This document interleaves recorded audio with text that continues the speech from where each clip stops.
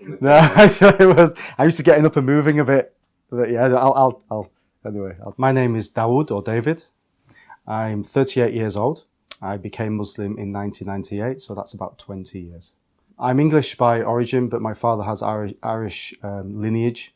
My great-grandfather came from Ireland. The religion of my father is Catholic. My religion of my mother was Protestant. I was baptised Church of England, but my parents never really brought me up as a Christian. I think they just let me search and find my own way in religion. My grandma, who passed away, was deeply religious, but they never took that on board. But I did start to find out about my own religion before I accepted Islam. So I did have a phase of looking into Christianity and looking into my kind of indigenous beliefs, which was obviously Catholicism or Protestant Christianity. And that was the kind of the catalyst for actually moving on to Islam. When I was about 18, I went to university. And I think when you go to university, you become somebody else. I think it's that transition between the boyhood and the manhood. And I began to think, I began to kind of look into myself, really, my own self and what my life was all about.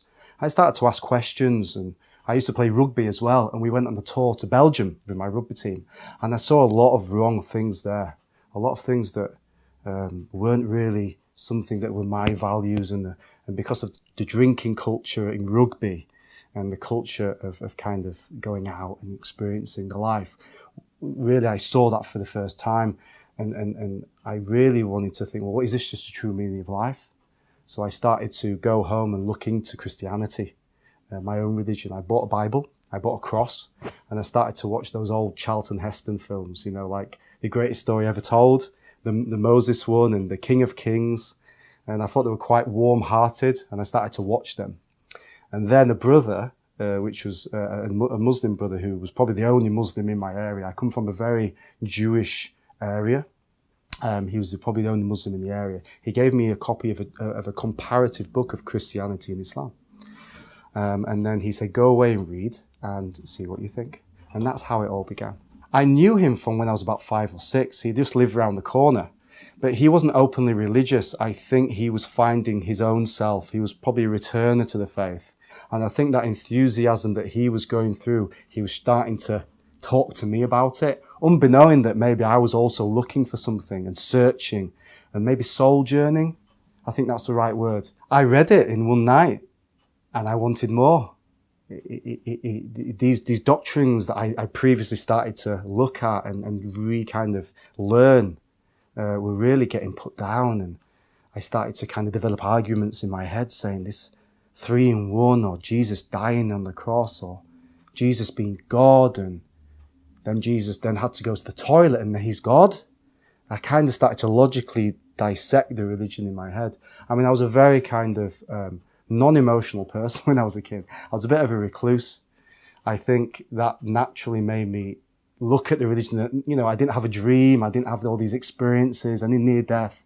I was brought up very, very well. I had 2 fantastic parents.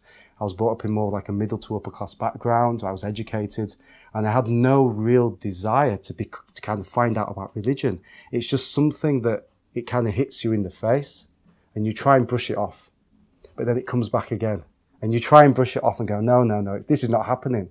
But it's something that I think you cannot control, this feeling or this urge to know what life is truly all about. The particular brother who lived near me was listening to a speaker that was really kind of close to him. I think he was a convert to Islam from America. And I think it kind of met well with him, and he was a very fantastic orator, and he was a very enthusiastic speaker. And I think it spoke to him, and he started to pass the tapes on to me, and I started to listen to them at home, which caused a lot of problems at home because my mother started to find these tapes in my cupboard and said, "What are you doing, David? You know, we have found these books. You become some sort of extremist." Anyway, I hid the tapes and I continued to listen to them privately.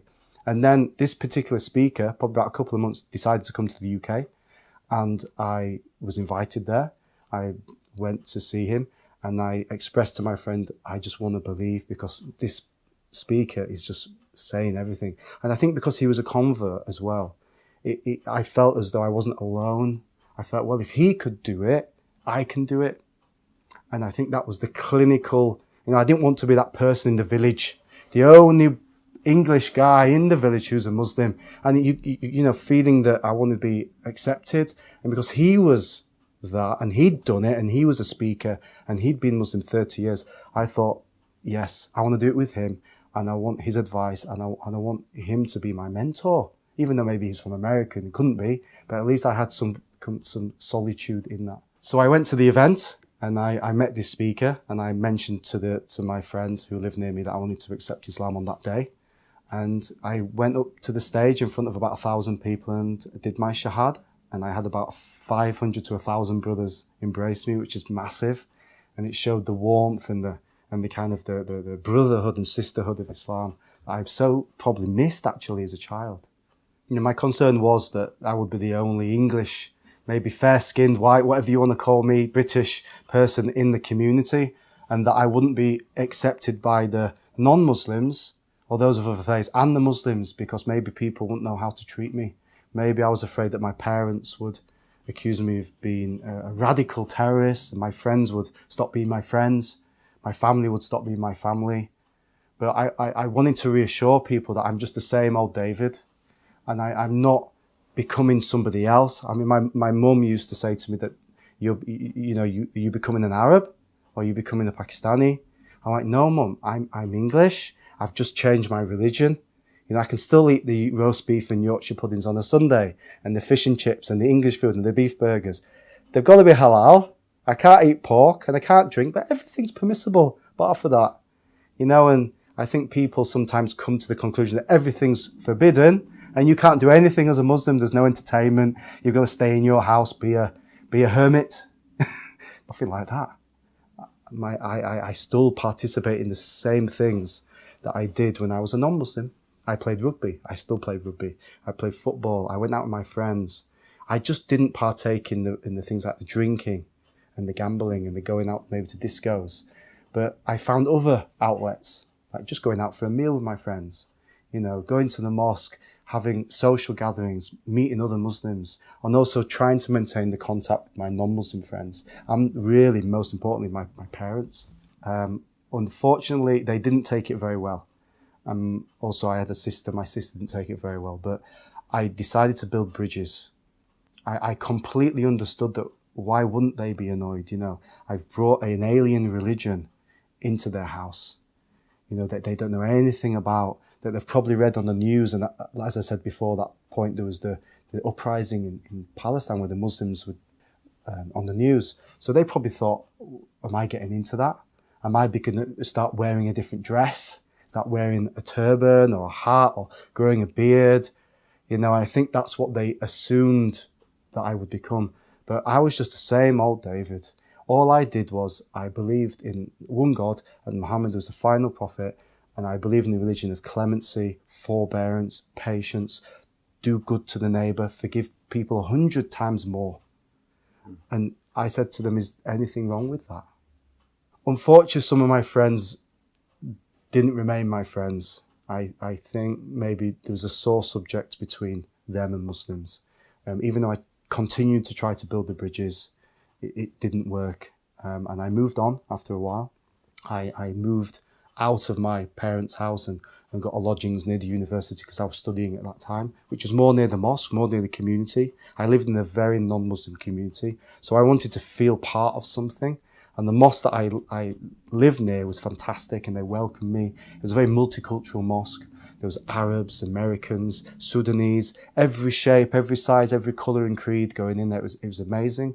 And I felt like I was part of a community and not the only English guy in the village. And I found that eventually. I found my comfortable space, my comfortable, safe environment where I could walk into an Islamic centre and without prejudice, without maybe being questioned and stared at and just left alone, just to have some spiritual solitude in my life. My goals are just to be the best person I can be.